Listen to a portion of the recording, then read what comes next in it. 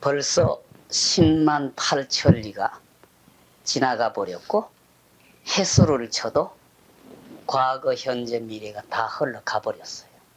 내가 이 자리에 올라오기 전에 단상의 스승의 모습을 똑똑히 쳐다보라고 그랬는데 그 스승의 모습을 보셨고 또 일부러 또 힌트를 드렸잖아요.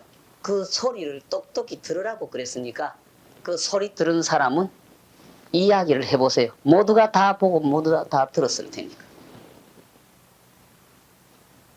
이런 말을 하는 자체가 벌써 10만 8천리나 어긋났다고 말씀을 드렸는데 믿어지거든 그대로 받들어서 실천만 하십시오. 그러시면 돼요. 조금 전에 여러분들이 스님이 죽비를 치고 조용히 앉아 있었던 그 시간을 믿으셔야 돼요. 그 시간이 믿어지면은 사람으로서 실수가 없어요. 그거 생각을 못하니까 일일이 다 틀려. 다 어긋나 버리. 불교에서 믿으라는 거는 여러분들이 조금 전에 앉아있던 그 시간 그거 믿으라고 부탁드리는 거요. 그게 믿어지면은 사람으로서 옆길을 안 가는데 그게 안 믿어지고 요거 만들어진 다음에 생긴 다음에 이거 자꾸 주춧돌을 해서 내다 하기 시작하니까 욕심이 먼저 붙어버리고 욕망이 먼저 붙어버리고 감정이 먼저 붙어버리. 그러니까 일일이 다 틀려. 이 자리에 계시는 분들이 조용히 반성해 보십시오. 가족을 위해서 삽니까? 겉머리 행동이나 말은 가족을 위해서 하는 칙하면서 마지막 전부 나한테로 돌아오도록 내 욕심 채우기 위해 가지고 살고 있는 게 여러분 아닙니까? 한번 냉정히 생각을 해보셔야 됩니다.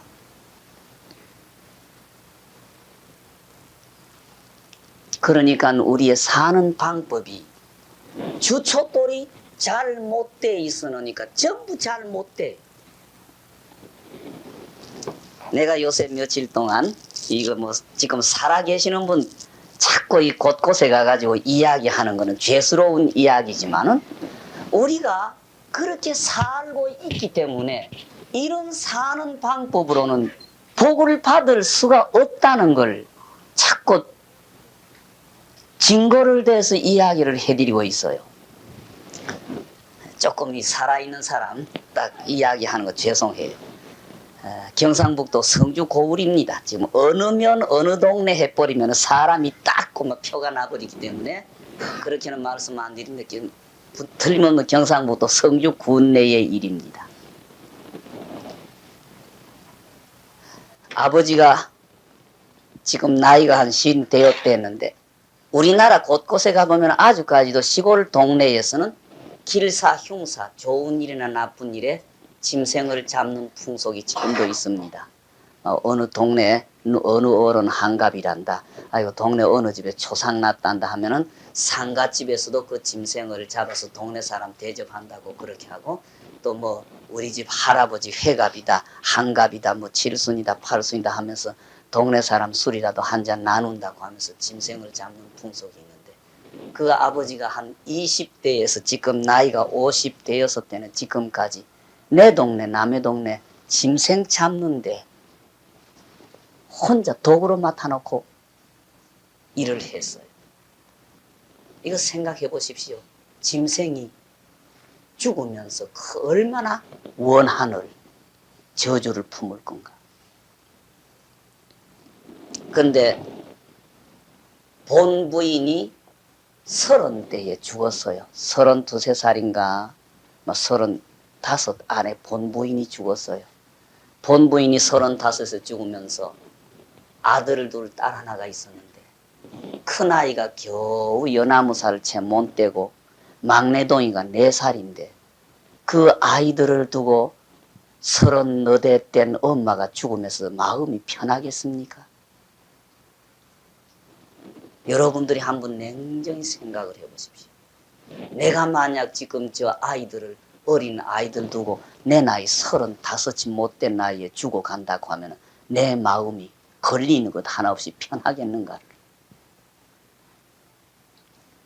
아버지라는 사람이 그렇다고 해서 요새 아버지처럼 자식을 좀 따스하게 이렇게 사랑으로 보살펴주는 아버지가 아니고 그렇게 성격이 독하고 모진 아버지를 두고 사사건건 집에 들어와서 가족이고 무엇이고 큰 소리나 치고 주먹이나 휘두르는 아버지를 두고 그 어린 아이 셋을 두고 죽는 엄마 가슴이 편하겠습니까?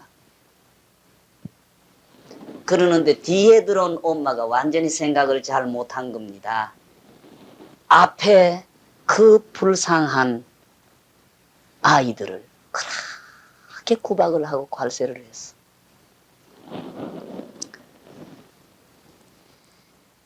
엄마가 죽을 때 4살이었던 막내 아들이 4살 때까지 엄마가 살았을 때에 새 양말을 얻어 신어봤고 새 빤스를 얻어 입어봤지. 그 엄마 죽고 나서 17살에 고등학교 시골 농고 들어가가지고 자취방에서 연탄가스에 17살에 죽을 때까지 지금 같은 물질이 흔한 세상에 양말 한 컬이 새 양말을 못 얻어 신어보고 빤스 하나를 새 빤스를 못 얻어 입었다고 하면은 그 아이가 가슴에 뭐 얼마나 쌓였겠어요. 그 엄마의 영이 풀지 못하고 그 자식들 곁에 맴돌면서 말은 못하지만은 그 모습을 지켜봤다고 하면은 그 죽은 엄마의 영이 얼마나 저주에 한에 맺혔겠어요. 이 아이가 시골 국민학교 중학교 졸업해서 시골 농고를 가면서 통학할 수 있는 거리입니다. 그보다도 더 먼데 사람도 통학을 하는데 아버지라는 분하고 엄마라는 분 곁에서 빠져나가고 싶어가지고 얼마나 그 아버지하고 엄마의 환멸을 느끼고 싫었던지 아버지하고 엄마 곁을 벗어나고 싶어가지고 농고 들어가면서 자취방을 그렇게 고집을 해서 그 욕도 얻어먹어가면서 겨우 자취방 하나 얻어 나가가지고 연탄가스에 17살에 죽었어요. 근데 사건은 지금 와서 터진 겁니다. 사건은 그 아이가 죽고 난 다음 그 엄마가 죽어서 거의 20년이라는 세월이 흘러가겠죠. 그 17살에 그 아이가 죽고 난 뒤에 지금 5, 6년이 넘어가서 지금 사건이 터진 겁니다. 둘째 엄마 들어와가지고 둘째 엄마 몸에서 난 큰아들이 지금 고등학교 3학년인데 작년에 학교 가서 친구를 칼로 옆구리를 찔렀어요. 옆구리 푹 찌른 게 아니라 찔러가지고 칼을 휘졌었어. 그래가지고 그 학생이 학교에서 찔린 자리 휘둘러가지고 그 자리에서 바로 창자가 뛰쳐나왔다고 할 만큼 사건을 저질러서 그 아들이 결국 살인 미수지요. 구속이 돼가지고 형을 살고 나왔는데 지금 또 저질러가지고 지금 또 구속이 돼 있어요. 근데 그 아이 눈이 완전히 돌아버렸어요. 눈에 살기가 펄펄펄펄 돌아요. 지금 오면 아버지를 죽일지 엄마를 죽일지 무슨 사건을 사람 남여 노소 할 것 없이 마구제비로 찔러지길 만큼 눈매가 완전히 살기에 젖어가지고 완전히 살기에 뛰어요. 그러는데 작년 그 겨울에 재작년 겨울에 그 학생이 학교 가서 친구를 옆구리 찌르는 날 아침에 지금 아버지가 밥상머리에서 꿈을 꿨어요. 밤에 잠자다가 꿈꾼 게 아니라 일어나서 세수하고 아침밥 먹으려고 밥상머리 앉아가지고 약간 아마 눈을 감은 것 같아요. 눈을 감았는데 그 고등학교 겨우 들어가가지고 연탄가스에 죽은 그 아이가 집에 들어오더라는 거예요. 집에 들어오는데 그 겨울에 추운 날 양말을 벗고 옷이라고 하는 게 이 소매가락하고 바지가락하고 칠칠 떨어진 헌 옷을 입고 집에 들어오면서 아추추추추추추 하면서 추위에 못 견디가지고 아이가 벌벌벌 떨면서 아추추추추추 하면서 집에 들어오더라는 거예요. 그러니까 아버지가 밤에 잠자는 꿈속에 꿈을 꾸다가 뭐 잊어버리겠는데 밥상머리에서 딱 그걸 지나갔기 때문에 이상하니까 밥상머리에서 앉아가지고 그 아이 이름을 면서 거기 집에 들어오는데 이런 모양을 하고 들어오더라. 거기 신을 양말도 없고 입을 옷도 없던가 봐. 아버지가 그 소리를 한 거예요. 그러니까 계모되는 엄마는 옆에 앉아 쫑알쫑알쫑알 한 거예요. 예? 굶겼을까봐 미길 거 다 처미길 거 다 처미기고 입힐 거 다 처입혀서 키웠는데 이런 소리 쫑알쫑알 했는데 그날 자기 아들이 학교 가서 그 사건 저질렀다 이겁니다. 그래놓고 이제 와가지고 아이가 일단 사람을 그렇게 죽이지는 않았지만 칼을 찔러가지고 휘둘러 놓고 형을 살고 나와가지고는 아이 눈에 살기가 펄펄펄펄 터니까 이제 겁이 털컥 난 거예요. 그래가지고 결국 그 아이의 살기를 풀고 집안이 편안하려고 하면은 어떤 스님 모시고 와서 스님 시키는 대로 천도제라도 하면 좋을까 해가지고 중 찾아온대요. 자기들의 마음가짐이 14년 동안이나 착각 속에 그 마음가짐 잘 못한 마음가짐을 가지고 15년이나 지금 잘 못된 생활을 해놓고 이제 와가지고 복을 어떻게 기대를 해요? 여러분들은 가만히 생각해 보십시오. 이르들의 우리의 매일매일의 마음가짐이 실천이 바르고 정확한가를 우리는 참으로 부처님 앞에 와서 부끄럽지 않게 부처님 나는 복을 받을 자신이 있습니까? 있으니까 나한테 복 주세요 하고 뜻하게 부처님 앞에 이야기할 만한 자신이 있게 살고 있습니까? 우리 마음가짐이 부모를 괄세하고 형제간을 칼기갈기 이간질을 해가지고 찢어놓고 그러면서도 나는 그래도 잘 살고 싶어서 내 자식들은 어떻게 잘 기르고 싶어가지고 엉뚱한 욕심을 내고 있지는 않는지 우리의 생활을 반성해야 돼요. 부처님의 말씀은 부처님이 복을 준다고 믿지 마십시오. 부처님은 복을 주는 사람이 아닙니다. 절대 부처님에게 어떤 기대를 갖고 내가 이렇게 정성껏 하면 부처님이 해주실 거다 뭐 해주실 거다 이런 기대를 갖지 마십시오. 부처님께서는 우리에게 너의 마음을 반성해봐라. 너의 마음을 반성해봐라. 너의 실천을 반성해라.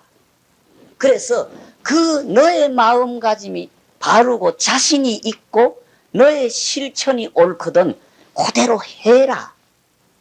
그러면은 너에게 복이 올 것이다. 그렇게 일러주신 게 부처님이에요. 지금 윤달이 들면은 우리나라에는 예수제라고 하는 거룩한 의식을 곳곳에서 많이 모시고 있는데 이 예수제라고 하는 거 알기 쉽게 말씀드리면 전생 빚 갚는다 그러죠. 전생 빚 갚는다. 내가 늘 곳곳에서 그런 이야기를 드려요. 전생 빚 갚는다고 해서 예수제 참석했다가 돌아가가지고 또 실수 저지르면 내나 그 자리 대레목이다 이겁니다. 지금 이 자리에 모인 분들이 전부 전생 빚 때문에 고민하고 걱정하고 속이 상하고 고달픈 분들입니다. 이 세상에 모물을 받아온 사람치고 남자 여자 전생에 보살의 원을 세워서 보살의 화현으로 온 사람을 빼놓고는 모두 전생 빚덩어리 다 있는 사람입니다. 전생 빚덩어리 없는 사람은 없습니다. 전생에 원결로 맺혔기 때문에 그 사람 때문에 속이 상해야 되고 원결로 맺혔기 때문에 그 사람 때문에 고민을 해야 되고 원결로 맺혔기 때문에 그 사람 때문에 고통을 받아야 되고 그래요. 진실로 전생에 좋은 인연으로만 가지고 모인 사람 같으면 언제나 그 사람 때문에 기쁘고 즐겁고 흐뭇하고 행복해야 돼요. 이게 없는 거는 전부 전생 빚덩어리 떠넘기기 작전 때문에 그러는 겁니다. 우리가 지금 눈을 감고 살아서 그래요. 좀 똑똑히 부처님의 말씀을 따라서 바른 수행을 하고 바른 실천을 하고 했다고 하면은 모두 전생의 일에 눈이 떠일 거예요. 수행을 한다고 하는 것은 스님네에게 달린 것만 아닙니다. 여러분들이 지극히 나의 지나간 날 알건 모르건 지나간 일을 반성하고 참회하면서 어떻든 내 욕심 채우기보다는 곁에 사람이 나에게 얼마나 고맙게 해주는가 이걸 눈으로 떠야 될 거예요. 내 부모가, 내 형제가, 내 내외간이, 내 자식들이 그뿐만 아니라 1년 사시절 우리를 덮어주고 가리워주고 바람을 주고 비를 주는 하늘이 또 내 자신이 살 집도 받들어주고 내가 밟고 댕기고 내가 먹을 곡식을 길러주는 땅이 얼마나 고마운가를 생각을 해야 돼요. 쌀 한 탑이 가만히 생각해 보십시오. 그대로 떨어졌습니까? 땅이 없으면 생기지도 못하고 하늘이 없으면 자라지도 못했잖아요. 하늘과 땅의 은혜 또 그걸 밭을 달아서 심어서 거두는 그 농사 짓는 분의 고생 그걸 또 시중까지 운반해온 운전기사님네 고생 그거를 집에까지 사오도록 또 돈을 준비해 주시는 남편이나 부모의 은혜 이거를 또 손수 다듬어주는 엄마들의 은혜 쌀 한 톨이 한 그릇의 밥상에 그 하늘과 땅에 사람과 짐승과 온갖 은혜가 다 담겨 있는 게 한 상의 밥이잖아요. 그 밥을 먹으면서 이 한 상에 담긴 이 은혜 감사합니다는 합장 하나도 할 줄을 모르는 사람들이 어떻게 복을 바래?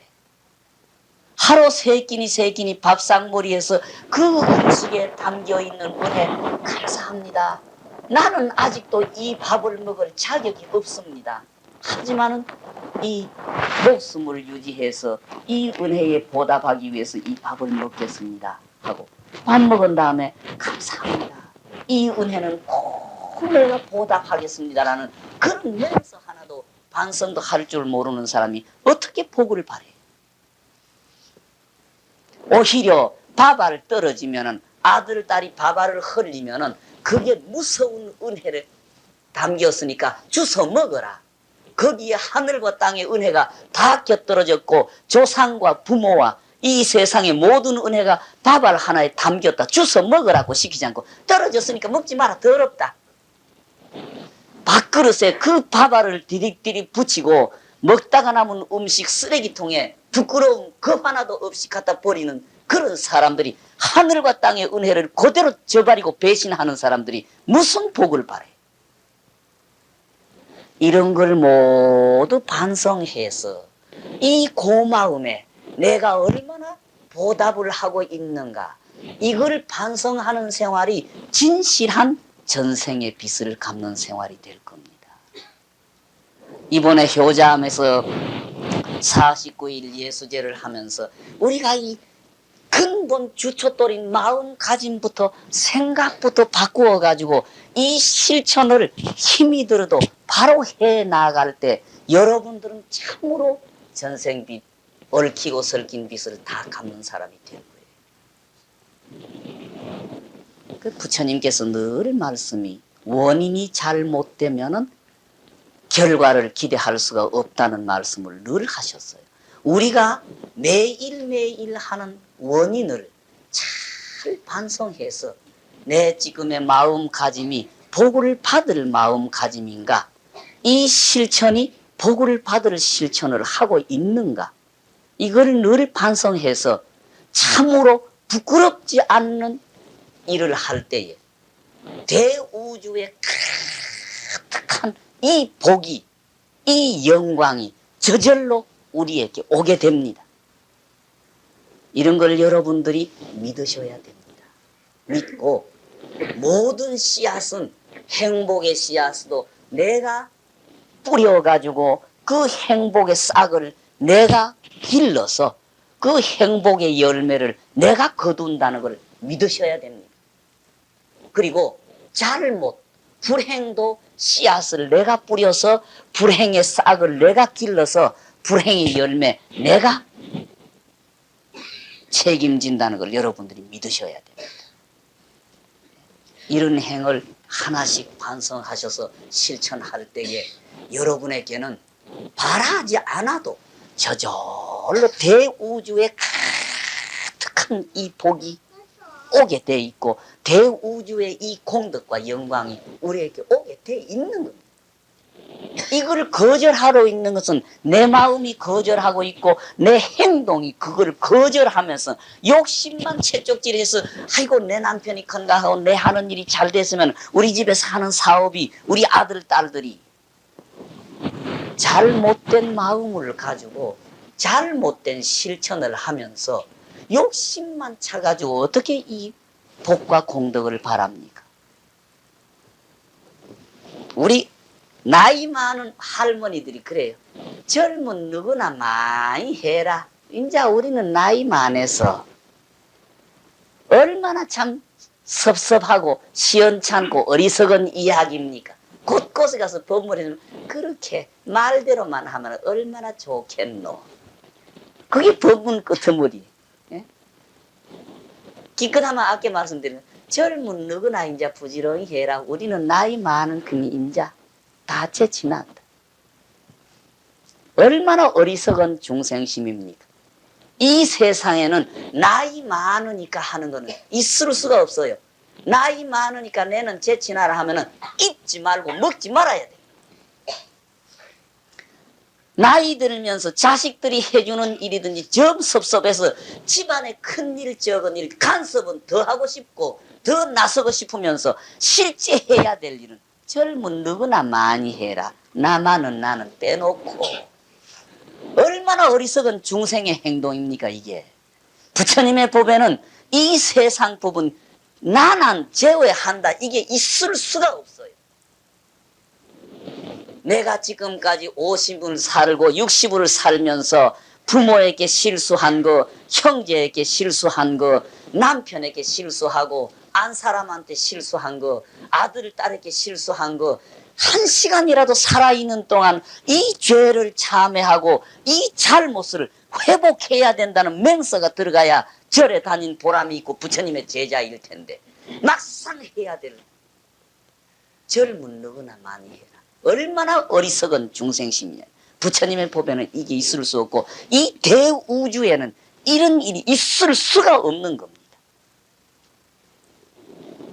다시 한번 반성해서 아무리 쓰리고 아파도 잘못된 거 고쳐야 되고 괴로워도 해야 돼. 입에 밥이 들어가는 동안은 해야 돼. 내 몸에 옷이 걸쳐지는 동안은 해야 돼. 그러면서 지금 나이가 늦었으면은 금생에 살아온 반성해서 부처님 지나간 날 내가 이런 실수했습니다. 어리석어서 몰라서 그랬습니다. 나를 한 시간이라도 더 살게 해서 이 잘못을 반성해서 그 다음 생에 공덕을 닦는 시간을 나에게 주십시오. 내가 지난날의 실수를 다시 반성해서 하겠습니다라는 맹서 속에 부지런히 해야 돼. 이게 남아는 사람이 앞날 행복을 기대할 수 있는 일이고 금생의 빚덩어리니 미서 못 갚더라도 그 단 조금만큼이라도 빚을 갚는 길이 됩니다. 이런 맹서가 이런 실천이 따라야 되는 것, 이게 부처님의 가르침입니다. 그리고 집안이 편안하고 하면은 엄마들이나 아버지들이나 가슴 속에 응어리가 없어야 됩니다. 가슴 속에 응어리가 내가 곳곳에 가서 그 남아는 할머니들에게 부탁을 해. 혓바닥만 가지고 자식 생각하지 말고 손자 생각지 말아라. 진정코 내 말처럼 자식을 걱정하고 손자를 생각하고 후손을 생각할 것 같으면 가슴에 응어리 확 풀어주고 가라고.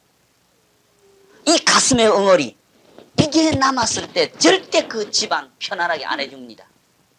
그리고 가슴의 응어리가 그대로 행동이 나타나기 때문에 가족에게 밥을 해주는 사람이 응어리진 가슴으로 음식을 장만하지 마십시오. 이거는 자식 가족을 위한 음식이 아니고 독약입니다. 내 가슴의 응어리가 손에 나와가지고 그 음식 속에 이 도끼가 서려서 가족에게 영양을 만들어주는 게 아니라 독약을 만들어주는 겁니다. 절대 엄마들이 응어리진 가슴으로 가족의 음식을 다루지 마십시오. 할 수 없으니까 하되 어떻든 이 응어리진 가슴을 푸시고 내 손으로 지어드리는 이 음식을 잡수는 분이 모두 건강하시고 모든 일이 순탄하소서는 축원 속에 하루 세 끼를 밥을 지어야 될 거고, 가족의 빨래를 해주시면서 이 내 손으로 빨래하는 이 옷을 입는 분이 모든 일이 이루어지시고 순탄하소서 건강하소서 하는 축원 속에 가족의 빨래를 해야 부처님의 제자고 절에 발을 들이놓은 사람이지, 이것 하나도 없는 사람이 어떻게 부처님의 제자라고 그래. 내가 곳곳에 가서 이야기를 해. 내 젖꼭지를 물리 가지고 자식을 기른 사람은 다 경험했을 거라고. 젖꼭지 물린 아이가 있을 때 내외간이 싸우고 나면 틀림없이 아이가 아팠을 겁니다. 이거는 뭐 젖꼭지 물린 아버지 엄마는 다 경험했을 거고, 엄마들이 남편하고 싸워가지고 속이 상한 상태에서 아이 젖을 먹였으면 틀림없이 그 아이가 설사를 했을 거예요. 이거는 엄마들이 다 경험했을 거예요. 이 세상은 그렇게 거미줄처럼 얽히고 설켰어요. 내 하나가 아니고 내 부모 때부터 시작해서 형제, 내외간, 자식들이 전부 거미줄처럼 얽혀서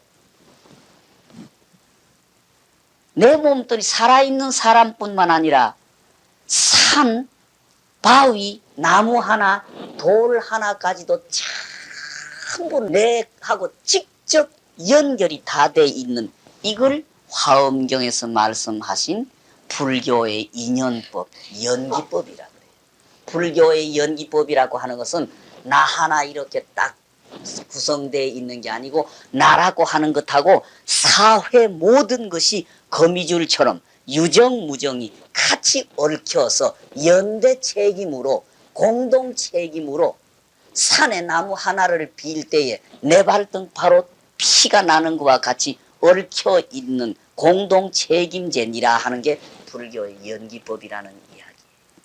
오늘날 자연 환경을 파손하면서 인간에게 직접 영향이 있다는 것은 부처님은 벌써 2500년 전에 연기법이라는 말씀을 하셨는데, 오늘날 과학자는 겨우 지금 와가지고 공해 문제가 심각하니 뭐니, 자연 파괴가 어떠니, 뭐 화학 세척제가 수돗물을 오염시키느니 지금 와서 뒷북치는 거예요. 부처님은 벌써 2500년 전에 이 말씀을 다 하신 거예요. 그래서 이 법계의 유정무정이 연대 책임하에 저쪽을 해치면은 거기 바로 너한테 딱 직결돼서 같이 너도 해를 당하느니라. 이 말씀 부처님이 하신 게 이게 불교의 연기법이고 인연법이에요. 그래서 나 하나가 아니고 내 부모, 내 형제, 내 내외간, 내 자식들, 나아가서는 그 살아있는 동물들, 그저 산에 있는 바위 하나까지도 우리하고 공동 책임제, 연대 책임으로 거미줄처럼 얽혀서 한쪽 줄이 끊어지면 전부 줄줄이 이렇게 끊어지는 것 같이 얽혀 있느니라. 이걸 생각을 하라는 게 부처님의 말씀입니다.